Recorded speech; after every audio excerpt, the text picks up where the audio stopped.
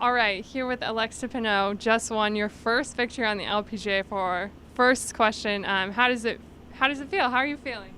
Gosh, this is so surreal. I mean, I still haven't processed it. I couldn't process it on 18 green, but still kind of sinking in right now. Just so cool. I know you've had a lot of amateur success, and I'm sure in those days you were thinking of your first LPGA Tour win. Was this everything you imagined it would be? Definitely. I mean, I've been dreaming of this for so long, even just putts on the practice green, saying this is to win an LPGA event, and to finally have that putt and have that opportunity, it just exceeded my expectations, and it was so much fun. Awesome. I have some questions here, so. Alexa, before I ask you about your final round, can I take you back to the start of the week? I mean, you got here and you didn't have all your equipment and trying to get all that sorted. Did it almost feel like a week where just everything was going wrong at the start? Yeah, kind of. I mean, especially when I landed, it felt like, wow, this is going to be an interesting week. But obviously it turned out to be really good, so I wouldn't change a thing looking back now. And I mean, for you to go through all that and your sponsors coming through and getting all that stuff for you, you were saying there on the green whenever you were giving your speech how much it meant to you to have your sponsors backing you. Just to have that support whenever you got here was massive. Yeah, I mean, it's incredible. Titleist would have been ready with new clubs for me or helping me get a set for practice, but I did end up getting my clubs, but they did end up getting me new rain gear and stuff just that I could push through till I got my clothes back. And I mean, the support from my sponsors is insane. I get text messages from them every day just cheering me on through the good times and the bad times, so I'm very lucky to have such a great team surrounding me. You come here today, you were having to play a bit of catch up. Did you put a number on what you maybe thought would maybe get you into the playoff or get you the win? Yeah, I didn't really think about it much until we were kind of coming up 18, and then I was like, okay, this needs to get to 8 because this is such a reachable hole today. But no, I honestly just wanted to make as many birdies as I could and give myself the best position to have a chance to win as I could, and luckily I was able to do that. So. Was it a little bit of a carefree attitude knowing that you were the one chasing and you were able to maybe be a little bit more aggressive? Yeah, definitely. It was not conservative at all today. I struggled a little bit off the tee, but other than that, I was able to be aggressive, and luckily my putter was hot today, so that was helpful. Didn't really feel like there wasn't a putt I couldn't make on that course, which is a great feeling. Were you scoreboard watching before 18? Because I know Ryan got to 9 under at points and people were sort of fluctuating up and down. Were you aware of the situation throughout the day?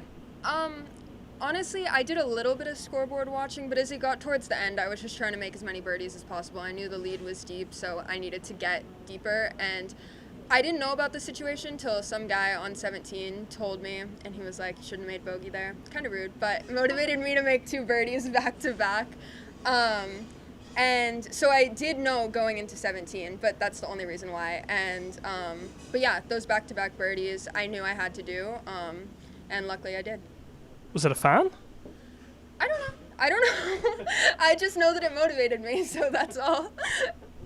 And to have that finish and the momentum going into the playoff as well, I mean, how did you feel standing on the first playoff hole whenever you've got that momentum at your back?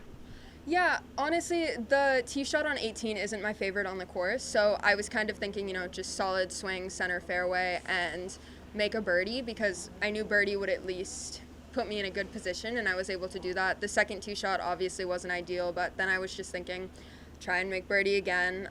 Same thing the third go around, and luckily it was enough to put me up on top.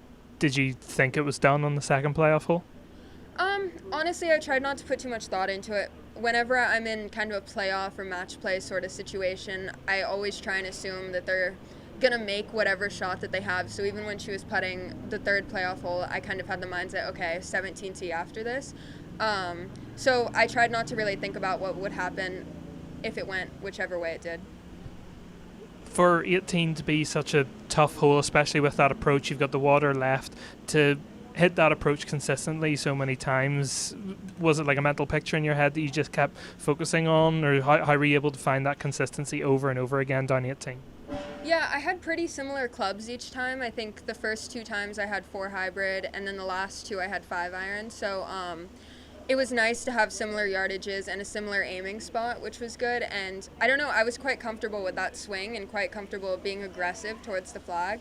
So, yeah, the second shot set up better to me than the tee ball. I know you said you haven't really let it sunk in so far, but what this opens up for you now, you've only just broken onto the LPGA Tour with by qualifying through Q School, and now you're a winner. Like, did you think that this was possible in year one? Yeah, I definitely dreamt about it, and this was definitely a massive goal for me, so to achieve that is really special. But yeah, I mean, just thinking of all the little things that happen now, and I don't know, it just hasn't fully sunk in, but it's starting to. And I mean, I suppose now you sort of readjust your goals for the rest of the season. Now you've got win number 1 on the board. What does the rest of the year look like for you off the back of this?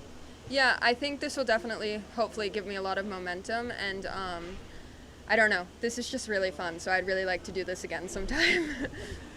What has your experience of Northern Ireland in general been like? It's not somewhere that you guys get to travel very often, but how have you found this experience? Yeah, I find Europe really fun every time I get to come, so I was glad that I got into one of the European events, and I definitely made the most of it. So, as far as birthday presents go, have you had a better one than that? No, this is definitely the best birthday of all time. I'm kind of a downer on my birthday usually, but this might change my mind. Did you have any sort of small celebrations this morning before you came down to the course or anything like that? No, not this morning. My dad just kind of said happy birthday. All my friends were asleep, so back home in U.S. time. But before we left, my family did a celebration for me, so that was fun. And yeah, kind of tried not to tell anyone that it was my birthday, but somehow it got out there. So we're always going to find out things like that. Alexa, congratulations and good luck for the rest of the season. Enjoy the celebrations. Thank you.